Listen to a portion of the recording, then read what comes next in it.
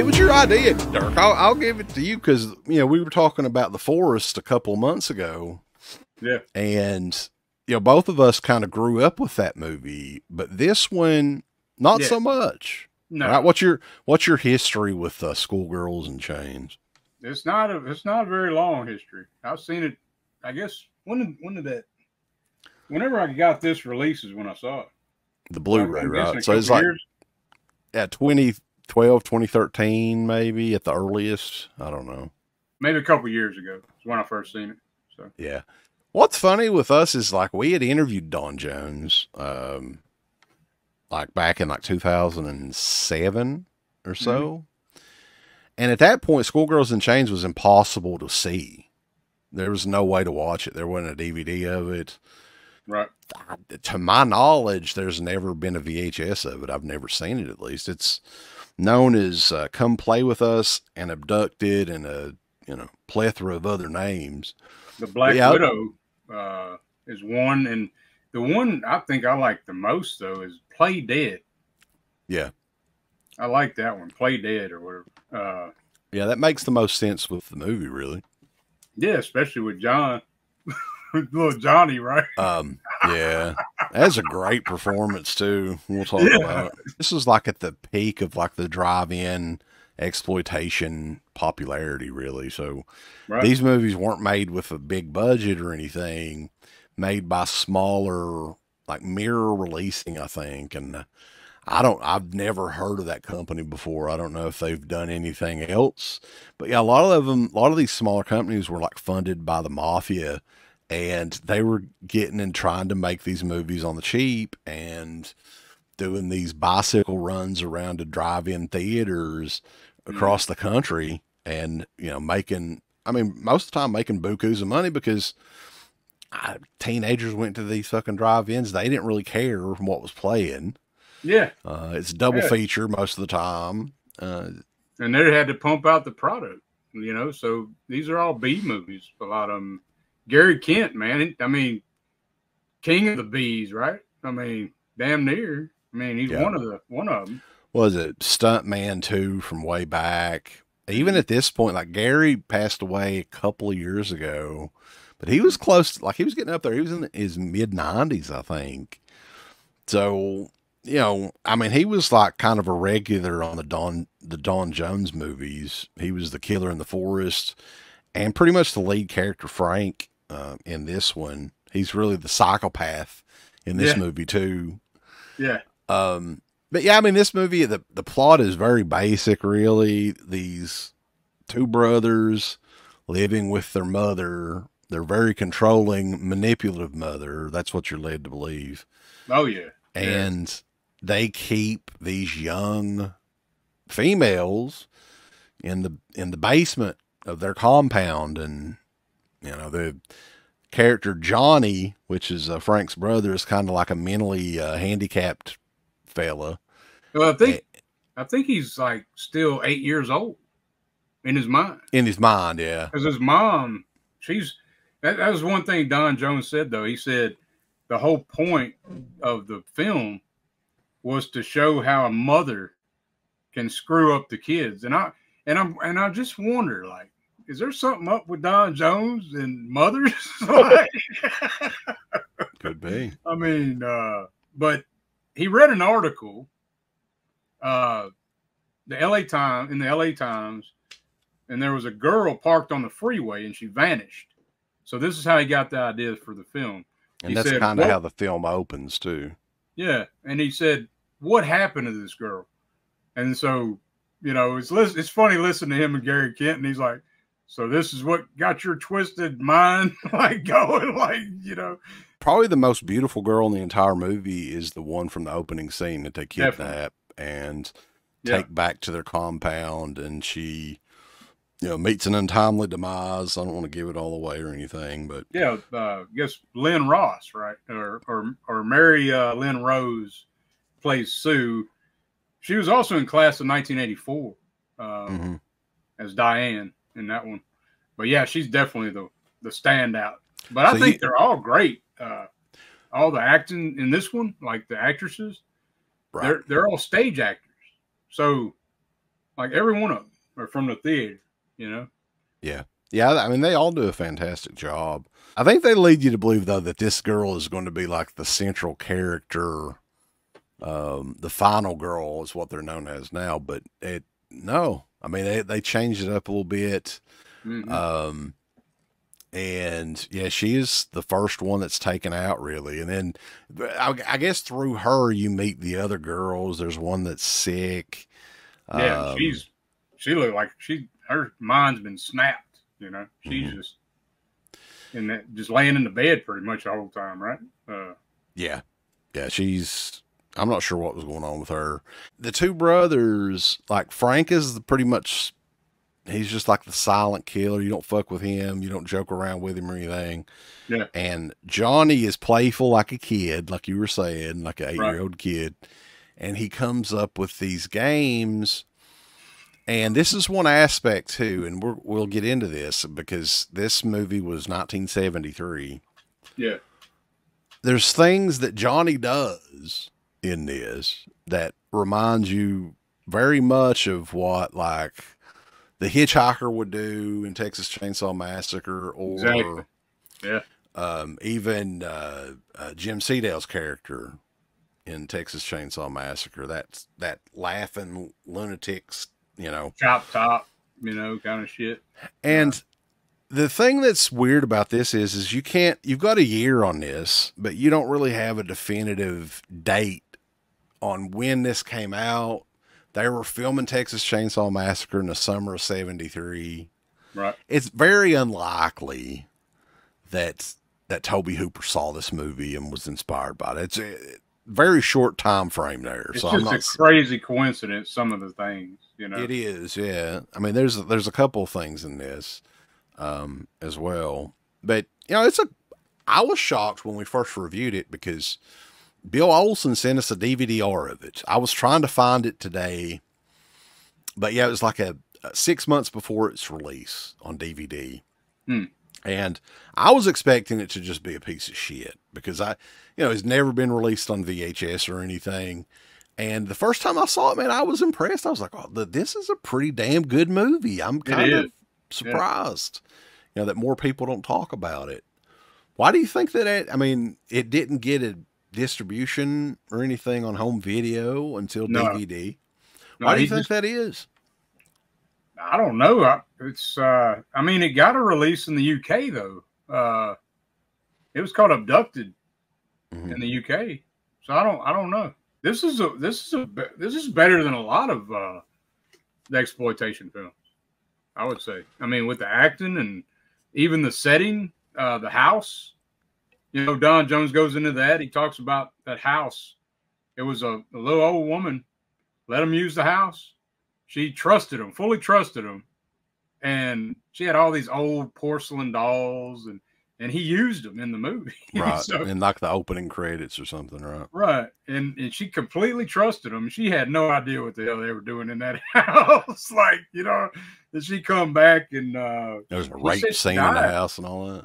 Yeah, he said she died not long after, which was sad. But she had that orange orchard, which is a great, certain parts of the film. I'm not going to spoil it, but when people are running, that orchard, that orange orchard. I mean, it wasn't the time of year for oranges, but it's a beautifully shot movie too. I mean, that's one thing that I can say about Don Jones movies is they're all pretty damn, I mean, above average, if not great visually, especially considering the budgets for these movies, because you can tell they didn't have a whole lot to work with. Not a lot of money in them. No. Stafford Morgan, what do you think about that guy? Because he's in The Forest too, right? In The Forest, he was known as the man. He's just a man in The Forest. He was the man. Last House on Left was 72. Yeah. Right? Mm-hmm. So this had a rape scene in it as well. So this was just shortly after, it was in 73. And I don't think that this one, the rape scene in this one left you feeling like, oh, I shouldn't be watching it. Like Last House on the Left. Right. But the girl's performance was pretty great in it. Like it was pretty believable. And Don Jones said it was heavily cut from the MPAA. And he said he's glad that they did. Well, you don't really hear people say that too much. A director say, "I'm glad they did that," you know. Like, well, I mean, Don Jones was a porn director, so who knows what was filmed there, how far they went. I mean, it probably didn't go, you know, I don't know. Did that girl do anything else? Was she ginger? I think so, yeah. I think this is our only credit. And I did see that Gary Kent was dating that lead girl, that beginning girl, Lynn Ross. Mm-hmm. He was talking about that. He had an affair with her. And his real girlfriend was the blonde chick that you see come in and meet his mother. Like that. Damn. Was his real girlfriend. Gary Kent was. He was a pimp or something, wasn't he? Yeah. Fucking He Gary was getting Kent. them all. Oh my God, damn. So yeah, there's a much like The Forest, they do have a flashback sequences where they tell you, give you a little bit of a backstory on the mother, and the mother is fascinated with Frank, like sexually fascinated, and he's massaging his mother's boobs and all this. It's very disturbing shit. Yeah, I mean, she's a pure evil. I mean, the definition of an evil mother, like that is, I mean, because she kills, spoiler alert. I don't know if we're going to say spoilers or what, but we can. I mean, hell, it's like a 50-year-old movie. Right. 51-year-old movie. But basically, it's still not going to spoil the entire film. She killed their father, John and Frank's father. And then she had Frank take the role of husband, and then still had little Johnny boy as a boy. Like that was the highlight. Like that's some twisted shit. Right. Where does he come up with? Right. And then you kind of get the feeling too that something else is going on with the mother in present day. And there's some definite influences, I think, from Psycho. So we'll just mention that. Definitely. But yeah, this is a brief movie. It's like 90 minutes. It goes by really fast. There's some shots at the end, which I wanted to mention on here, where one of the girls is being chased. And we talked about that years and years ago when we got that DVD-R. Dude, that looks almost identical to a couple shots from Texas Chainsaw Massacre. It does. It's eerie, man. Yeah. I forgot to mention that Cheryl Waters. What do you think about her? The one that played Bonnie? The one that's like, she's the stronger of the females, I guess. Yeah, the blonde that he was chasing, is that the one you're talking about? Yeah, she was in a film called Making County Line. Have you seen that one? I've heard of it, yeah. Okay, that's from 74. But she, so Don was saying that her boyfriend was on set, and he was super jealous of those scenes where she had to get nude and everything. Like play, yeah. He said it was a nightmare. It was a nightmare, just because of that. And then she thought she was going to be this big star, is what she was saying, and never happened. Nothing ever happened to that. But well, I mean, she's got a legendary role in Schoolgirls and Chains, at least, right? And you got to think most of the people in this movie is probably gone at this point. I mean, I know the John Parker, not for certain about him, but this was 51 years ago. Yeah, he's up in age in that one too. You could kind of tell, right? Yeah. I mean, Gary Kent brought him on, and he was saying that they would go around town, and they were in full character, acting like brothers and shit in town. And John Parker was also in Love Butcher, right? Didn't he go on to? I think so. I think he was one of the leads in Love Butcher. And that's one that's, whenever we talk about that one, it's probably been 15 years since I've seen that movie. Now that was one that we did see, and it had a VHS here in the U.S. because I've got it. But yeah, this one, man, I mean, before the DVD release, there was no way to see Schoolgirls in Chains. Like, this was before torrent sites. You could download anything. Yeah. So it was 2000, and I think the DVD was like 2008. And I don't know if you knew this or not. When they released the DVD, because at this point in time, Code Red had stuff out in like Best Buy stores. So this was going to be in stores. They had to change the name of it to it's called Girls in Chains. Oh, yeah. Yeah, I don't know how that makes it any better, but Schoolgirls in Chains, though, it's, I mean, I guess technically they're college girls, you know, but it's kind of misleading title. And that wasn't the title Don Jones wanted. The Gary Gibbs, he had sold the film to Gary Gibbs, or somehow he got a hold of it and he changed it to that for whatever reason. Well, yeah. I mean, it does go with some of the crazy drive-in grindhouse names. It's a memorable name. Yeah. It doesn't really fit the movie that well, but I think they were just going for like shock factor, really.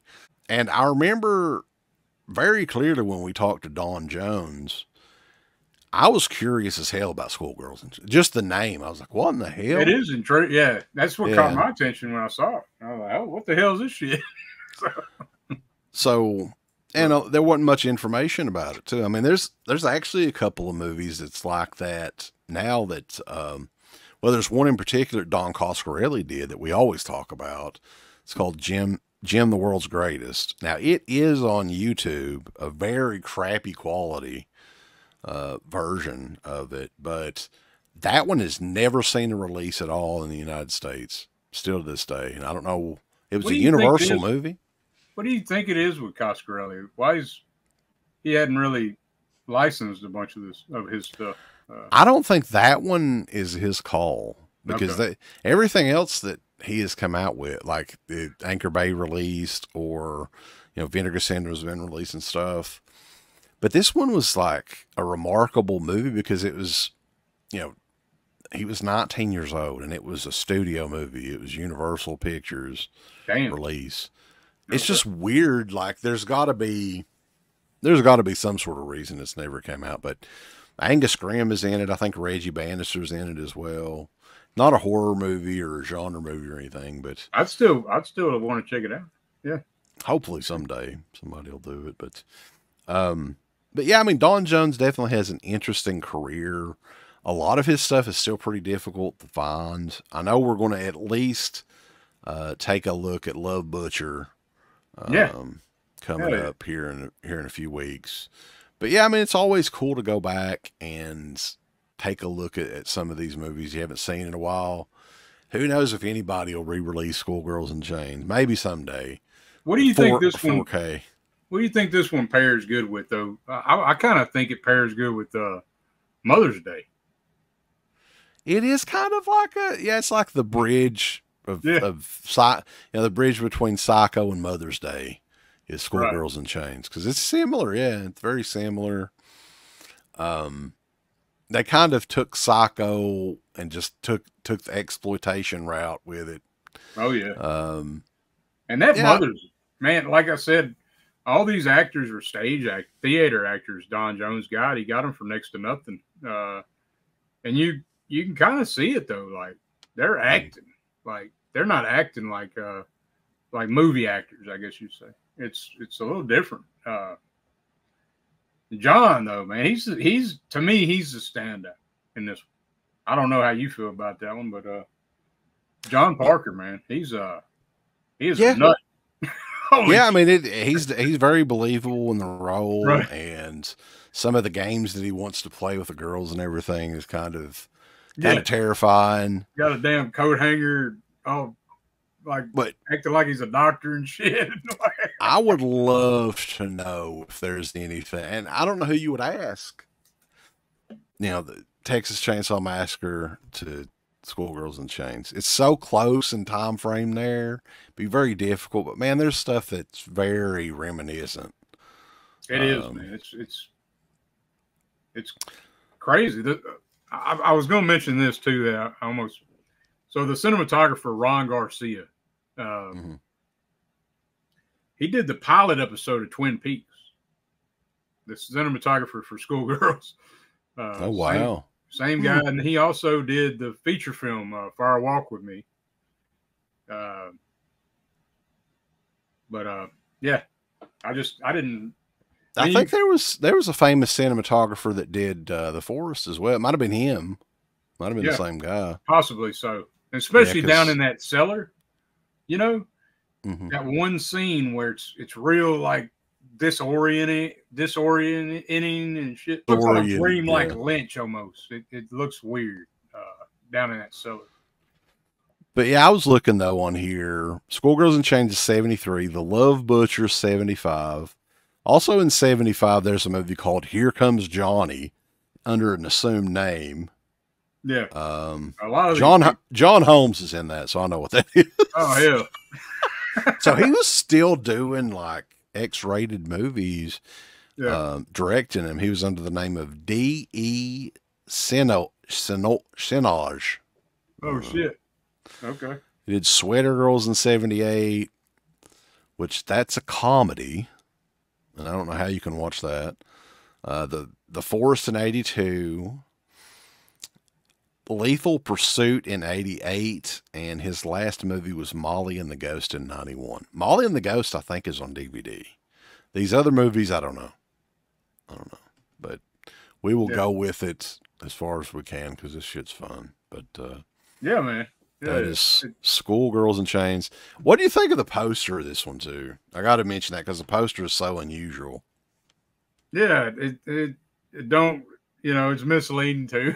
It looks like some kind of ogre, Notre Dame, Hunchback of Notre Dame. Or something. It really, it does. That's what I was thinking. It was like some sort of, caveman, almost like a caveman or something, too. Yeah.